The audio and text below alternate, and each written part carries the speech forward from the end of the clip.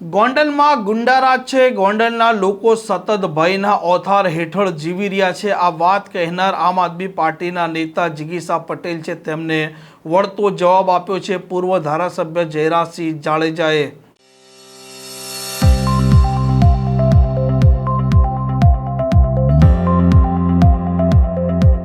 નમસ્કાર, આપ જોઈ રહ્યા છો હોટલાઇન ન્યૂઝ અને હું છું આપની સાથે તોફિક ગાંચી. ગુજરાતમાં જે પ્રકારે સ્થાનિક સ્વરાજની ચૂંટણી છે, રાજકીય પાર્ટીના નેતાઓના નિવેદન છે તે તેમના વિસ્તારમાં રાજકારણ ગરમ કરે છે અને ફરી એક વખત ગોંડલ અત્યારે ચર્ચામાં છે. કેમ કે આમ આદમી પાર્ટીના નેતા જિગીશા પટેલ સતત કહી રહ્યા છે કે જ્યારે તે ગોંડલમાં લોકોને મળે છે તે સમયે તે દબાયેલા અવાજે કહેતા હોય છે કે ગોંડલમાં ભયના ઓથાર હેઠળ તેમણે જીવવું પડે છે. ગોંડલમાં ગુંડારાજ છે અને બળિયાઓની લડાઈ છે. તેના કારણે આ ગોંડલમાં કોઈ કશું બોલી પણ નથી શકતું અને ત્યાં વિકાસ પણ નથી. હવે વળતો જવાબ આપ્યો છે પૂર્વ ધારાસભ્ય જયરાજસિંહ જાડેજાએ અને તેમણે કહ્યું છે કે જે લોકો ગોંડલમાં ગુંડારાજ છે તે વાત કરે છે પરંતુ તેમના શરીરમાં જંતુ છે. ગોંડલના લોકોને તકલીફ નથી પરંતુ આ જંતુના કારણે તેમના શરીરમાં તેમને તકલીફ છે તેવો જવાબ આપ્યો છે.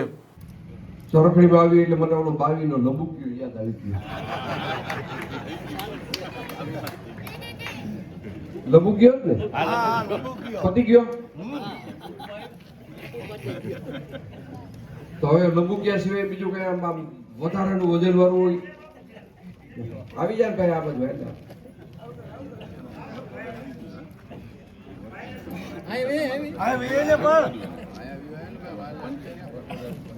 લંબુક્યાથી થોડોક વજન વાળો લંબુક્યો એટલે થોડોક વજન વાળો એ ભાઈ એનો વર્કઆઉટર આવી ગયો, ચિંતા કરો. હા ગીતાભાઈ આપી દીધો છે. તાલુકામાં તપાસ કરી તો ત્યાંથી એમ કીધું છે કે વર્ક ઓર્ડર નીકળી ગયેલો છે. તો અમારા ગામના કયા ગામડા આ લોકો રાખીને રાખ્યું એમને બાકી એ અમારા ગામને જણાવજો. તમે જાહેર સભામાં કીધું મારી એટલી હું જ કહી દઉં કે ખાતમું કાંઈ વાંધો નહીં. તમે મને એકવાર ખુરશીની સામે બેહારીને કીધું હતું કે કાંઈ દીકરા તકલીફ પડે ને તો હું અહીંયા ઊભો હોઉં અને મારી આ તકલીફ હતી ને હાલો હાલો ઈ થઈ જાય. લબુક્યો પછી તો આ ઈ લબુક દઈને પતી જાય. આ કોને રોકીને રાખ્યું છે ને ઈ ગામને અમારે જાણવું છે. ઈ જોશો બેસો હવે જરાક જણાવજો. એવું કામ કરતા હોય ને વહેલા મોડું થોડુંક થાય ભાઈ. આ ભાઈએ વાત કરી થઈ જશે, કોઈ ચિંતા કરો માં. પણ મારે ચરખડી ગામને એટલું યાદ કરાવવું છે. અગાઉ જો કે કદાચ કોઈ યાદ તો કરાવ્યું હશે. ગોરધનભાઈ, આપણે જ્યારે સરકાર મગફળીની ખરીદી કરતું, આપણા બધા કેન્દ્રો ચાલુ હતા, તમે બધા વાકેફ છો ને? લગભગ કેન્દ્રમાં કોઈની મગફળી પાછી નથી ગઈ. ભાષણની પણ આપણે વાતો કરી, કોઈની મગફળી પાછી ગઈ છે? હા, આપણે કાંધું કહીએ એવું કાંધું ગયું. હવે મારે તમને બીજો પ્રશ્ન એ પૂછવો છે કે બધાય કેન્દ્રો આપણા વ્યવસ્થિત હાલતા હતા દિવેશ, એમાં વિરોધ કેને ઉપાડ્યો? તમને કોઈની યાદ છે કે નથી?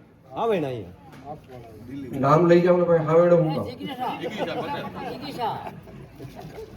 કેને વિરોધ ઉપાડ્યો? બાકી જે કેન્દ્રોની અંદર તમારું કાંધા જેવું કે જેવું જાતું હતું એવું બધા લઈ લેતા હતા. માન સન્માનથી તમારું કોઈ અપમાન કરતું હતું.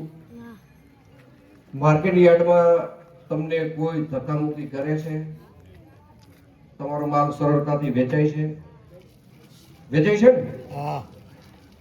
હવે અમુક માણસને એવા જંતુ શરીરમાં પેદા થયા છે ને એમ કે ગોંડલમાં નકરી ગુંડાગીરી છે. હવે ગુંડાગીરી છે કે નથી એ કારે તમે ઊંચા હાથ કરીને બોલજો. ગોંડલમાં ગુંડાગીરી છે કે નથી? કેવા વાળા કે છે કરોડપતિ? જો હું ગોંડલમાં આ વાત કરવાનો છું, આ ગામમાં આ વાત કરું. એક ભાઈને છે ને આ બાજુની આંખ નહોતી, એટલે અત્યારે હું આ બાજુ ઊભો છું એટલે મને આ આંખ નથી એવું તમે માની લો. એટલે હું ઊભી બજારે ગામમાં નીકળ્યો. એટલે મેં ગામમાં મને કરોડપતિ મળ્યા. એટલે મેં કરોડપતિ ને એવું પૂછ્યું કે કરોડપતિ આ બાજુની બજાર કેમ બંધ છે? એટલે કરોડપતિ મને એમ કીધું, બોલા જાવે તમે પાછા આવશો ને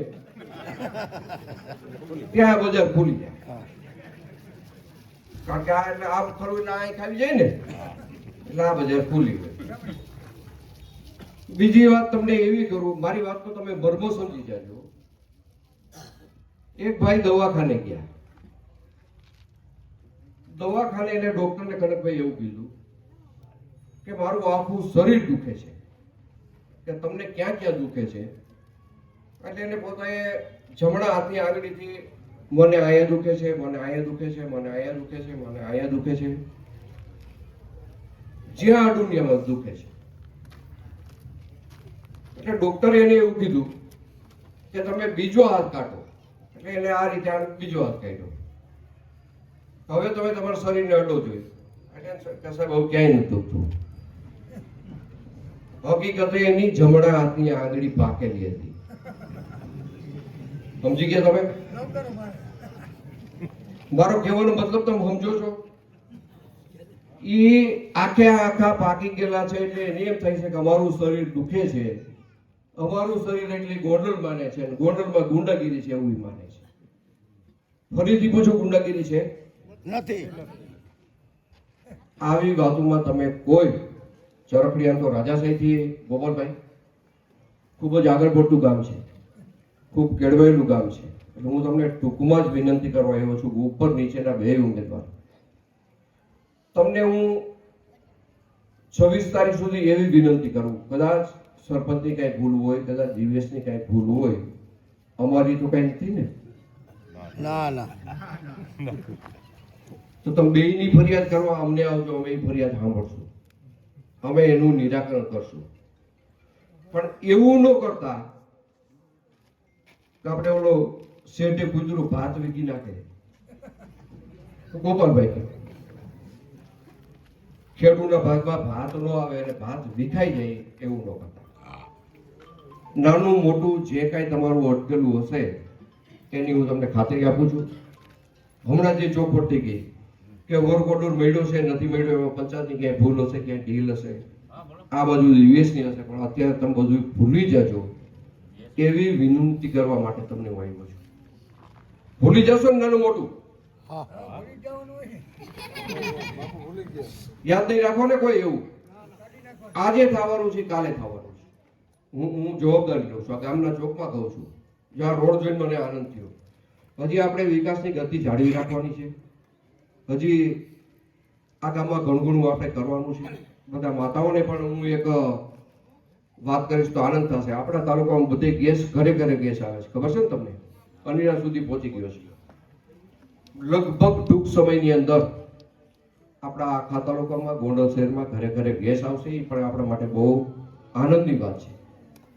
એટલે આવી ક્ષણિક કોઈ વાતની અંદર કોઈ બહારના ઉમેદવાર આવે, તમે અમને તો 3 વર્ષથી ઓળખો છો ને, આજકાલના ઓળખતા નથી. આ નવા ઉમેદવાર ગામમાં જે આવ્યા છે એને તમારી 4 આંખ ઉકેતી જ ભેગી થઈ. બધીને લગભગ આજે 6 મહિના થયા છે. અમે તમારી હાથની શરમ તો ખાશું ને. તમે આવીને ઉભા રહેશો તો અમને એટલી ખબર પડશે કે આ ચરખડી ગામના કરોડપતિ છે. અમને શરમ થશે ને. બહારથી આવવા વાળા તમને કોઈ ઓળખતું જ નથી. નથી તમારી ઘરે કથામાં આવ્યા, નથી તમારી ઘરે લગ્નમાં આવ્યા, નથી તમારી ઘરે મરણમાં આવ્યા, ગોરધનભાઈ. અને સીધે સીધા એના માટેનું કાંઈક અનાજ પકવવા આવ્યા છે, ખીચડી પકવવા આવ્યા છે.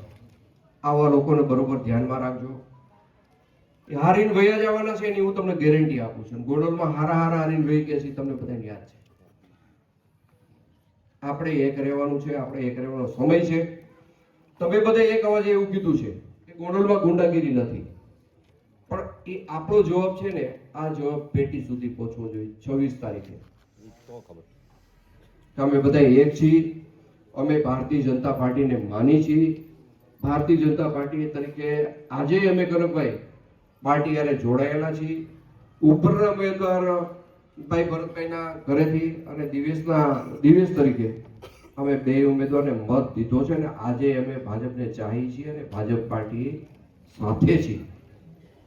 આટલું તમે કરજો, બાકી કરવા માટેની જવાબદારી મારી છે. કામમાં કાંઈ વિલંબ થયો હોય, મારો કોઈ પંચાયતની ભૂલ હોય તો હું માફી માંગુ છું. દિવેશની ક્યાંય ભૂલ હોય તો પણ હું માફી માંગુ છું. આજે હું તમારો મત લેવા માટે આવ્યો છું, એટલે હું કોઈ એવી મોટી વાત નહીં કરું કે નહીં તો આમ થાય તેમ થાય એવી વાત નહીં કરું. હું તમારી માફી માંગુ છું, પણ તમને એની યાર ખાતરી પણ આપું છું કે જે તમારું કામ આજે અટકાયેલું છે એ વધીને 2 દિવસ 4 દિવસ ચૂંટણી જશે, આચારસંહિતા ઉઠી જશે, અને જે કામનો વર્ક ઓર્ડર બન્યો છે એ કામ થશે એની હું ખાતરી આપું છું. આ પ્રકારના સમાચાર માટે હોટલાઇન ન્યૂઝની આ ચેનલને લાઇક શેર અને સબસ્ક્રાઇબ કરવાનું ભૂલતા નહીં. નમસ્કાર. આવા પ્રકારના વિડીયો તમને જોવા ગમતા હોય તો હોટલાઇન ન્યૂઝ ચેનલને લાઇક, શેર અને સબસ્ક્રાઇબ કરો.